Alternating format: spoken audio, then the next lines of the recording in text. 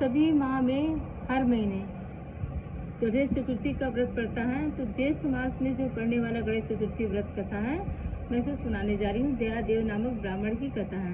पार्वती जी ने पूछा, हे पुत्र, ज्येष्ठ मास की गणेश चतुर्थी को किस प्रकार पूजन करना चाहिए? इस महीने की गणेश जी का क्या नाम है? भोजन के रूप में कौन सा पदार्थ ग्रहण करना चाहिए? इसका विधि आप संक्षेप में वर्णन कीजिए। गणेश जी ने कहा, माता, ज्येष्ठ की चतुर्थी सौभाग्य पति प्रदानी है। इस दिन आखू मूषक रथ नामक गणेश की पूजा भक्ति पूर्वक करनी चाहिए। इस दिन घी निर्मित भोज्य प्रसाद अथवा हलवा, लड्डू, पूड़ी आदि बनाकर गणेश जी को अर्पित करें। ब्राह्मण भोजन के पश्चात स्वयं भोजन करें। हे पार्वती माता, इससे संबंधित मैं पूर्वकालीन इतिहास का वर्णन कर रहा हूँ। गणेश पूजन व्रत विधि जो पुराणों में वर्णित थे उसे सुनिए। सतयुग में 100 यज्ञ करने वाले एक पृथु नामक राजा हुए। उन्होंने राज्य अंतर्गत दयादेव नामक एक ब्राह्मण रहते थे। वेदों में नितांत उनके 4 पुत्र थे। पिता ने अपने पुत्रों का विवाह पास कर गृहसूत्र में वैदिक विधान से कर दिया।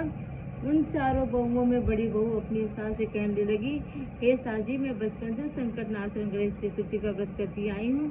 मैंने पितृगृह में भी सुविधा व्रत किया था। हे कल्याणी, आप मुझे व्रतानुष्ठान करने की अनुमति प्रदान करें। पुत्र वधू की बात सुनकर ससुर जी ने कहा, हे बहू, तुम सभी बहुओं में श्रेष्ठ हो, बड़ी हो, तुम्हें किसी प्रकार का कष्ट नहीं है, ना तो तुम भिक्षुणी हो। ऐसी अवस्था में तुम किस लिए व्रत करना चाहती हो? हे सौभाग्यवती, अभी तुम्हारा समय उपभोग करने का है। ये गणेश जी कौन है? फिर तुम्हें करना ही क्या है? कुछ समय के बाद पश्चात बड़ी बहू गर्भवती हो गई। 10 महीने के बाद उसने सुंदर बालक का प्रसव किया। उसकी सास बराबर बहू को व्रत करने का निषेध करने लगी और व्रत छोड़ने के लिए बहू को बाध्य करने लगी। व्रत भंग होने से फसल गणेश जी कुछ दिनों में कुपित हो गए। उनके पुत्र के विवाह काल में वर वधू के सुमंगली के समय उनके पुत्र का अपहरण कर लिया।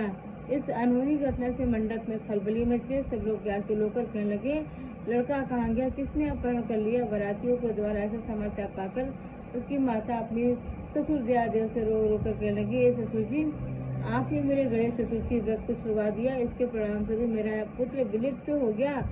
और अपनी पुत्र वधू के मुख से ऐसी बात सुनकर ब्राह्मण दयादेव बहुत दुखी हुए। साथ ही पुत्र वधू भी दुखित हुई। पति के लिए दुखित पुत्र वधू प्रतिमा संकट नाशन गणेश चतुर्थी का व्रत करने लगी। एक समय की बात है, एक वेदज्ञ दुर्बल ब्राह्मण भिक्षाटन के लिए इस मथुर भाषी कन्या के घर आया। ब्राह्मण ने कहा, हे बेटी, मुझे भिक्षा स्वरूप इतना भोजन दो कि मेरी क्षुधा शांत हो जाए। उस ब्राह्मण की बात सुनकर धर्मपरायण कन्या ने उस ब्राह्मण का विधि पूर्वक पूजन किया। भक्ति पूर्वक भोजन कराने के बाद उसने ब्राह्मण को वस्त्र आदि कन्या की सेवा से संतुष्ट होकर ब्राह्मण कहने लगी, हे कल्याणी, हम तुम पर प्रसन्न हैं।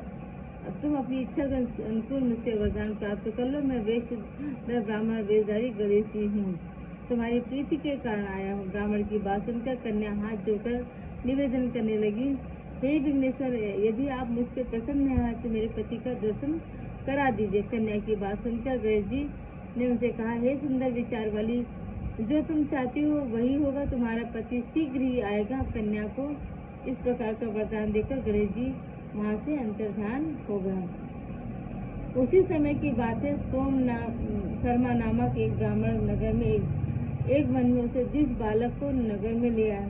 अपने पौत्र को देखकर दयादेव नामक ब्राह्मण बहुत प्रसन्न हुए। बालक के माता की हर्ष की तो सीमा ही न रही। साथ ही संपूर्ण नगरवासी भी हर्षित हो गए। बालक की माता ने पुत्र को छाती से लगा लिया और कहने लगी, गणेश जी के प्रसाद से मैंने अपने खोए हुए पुत्र को प्राप्त किया है। उसे नए वस्त्रों आभूषणों से अलंकृत किया। दयादेव तो बारंबार शर्मा को प्रणाम कर कहने लगे, हे धूतराज, आपकी कृपा से मैंने खोए हुए पुत्र को पुनः प्राप्त किया है। खोया हुआ बालक घर में आ गया। शर्मा को सुस्वादी भोजन करा, धोती दुपट्टा से विभूषित करके गोदान दिया। फिर से मंडप का निर्माण करके विधि पूर्वक वैवाहिक कार्य संपन्न किया। इससे सभी पूर्ववासी प्रसन्न हुए। वह भाग्यशालिनी कन्या अपने पति को पाकर धन्य हो गई। ज्येष्ठ मास के कृष्ण पक्ष की चतुर्थी मनुष्य को मनोरथ को पूर्ण करती है। इस दिन नर नारियों को एक दंत गणेश की पूजा करनी चाहिए। हे देवी, पूर्व कथित रीति से भक्ति पूर्वक जो व्रत का पूजन को करेंगे उनकी संपूर्ण इच्छाएं पूर्ण होगी। श्री कृष्ण जी कहते हैं कि हे राजन युधिष्ठिर, भगवान गणेश जी के व्रत का ऐसा महात्म्य है कि महाराज अपने शत्रुओं के विनाशार्थ आप भी इस व्रत को अवश्य कीजिए। इस प्रकार जयेश के गणेश चतुर्थी व्रत कथा समाप्त हुई। तो धन्यवाद दोस्तों, आप लोग मेरे साथ इतनी देर तक बने रहें। तो अगर मुझसे कुछ त्रुटियां हो जाएं शब्दों में तो मुझे माफ़ कीजिएगा। अपनी तरफ से मैं बहुत ही अच्छा बोलने की कोशिश करती हूँ, लेकिन हो सकता है मुझसे त्रुटियाँ हो जाए तो मैं अपने गणेश जी को से भी क्षमा चाहती हूँ। तो अगर आपको पसंद आए तो लाइक कमेंट करके शेयर कर दीजिएगा। कथा पूजा वैसे भी सब तक पहुँचना चाहिए। तो धन्यवाद दोस्तों, थैंक्स फॉर वॉचिंग।